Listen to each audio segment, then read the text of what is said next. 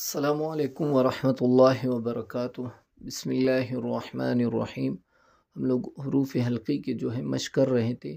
حروف حلقی سے نون ساکن یا تنوین کے بعد حروف حلقی آ جائے تو وہاں پہ غنہ نہیں ہوتا، صحیح ہے۔ تو وہاں ہم لوگ ساکن پڑھ رہے تھے، یہاں تنوین ہے، صحیح ہے۔ تنوین کس چیز کو؟ دو زبر دو زیر دو پیش کو تنوین کہتے ہیں، صحیح ہے۔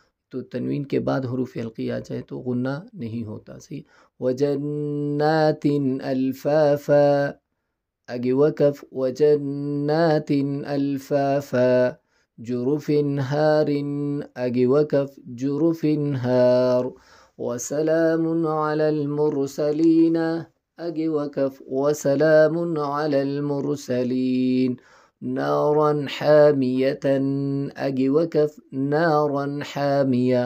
یہاں پہ بھی یہ سرخ نشان ہے، تو یہاں پہ اس چیز کی نشاندہی ہے کہ ساکن کے بعد یا تنوین کے بعد حروف حلقی آ رہا ہے تو یہاں پہ غنہ نہیں ہوتا، صحیح۔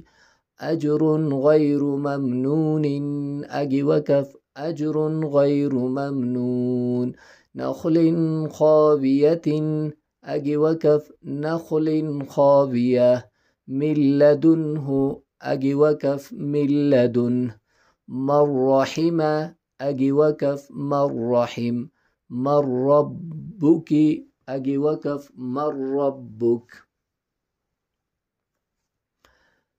مال اللبدا، اگے وقف مال اللبدا، اگے وقف مال اللبدا، جنات لہم، اگے وقف جنات لہم، زبدا رابیا، اگے وقف زبدا رابیا، فی عیشۃ راضیۃ، اگے وقف فی عیشۃ راضیہ۔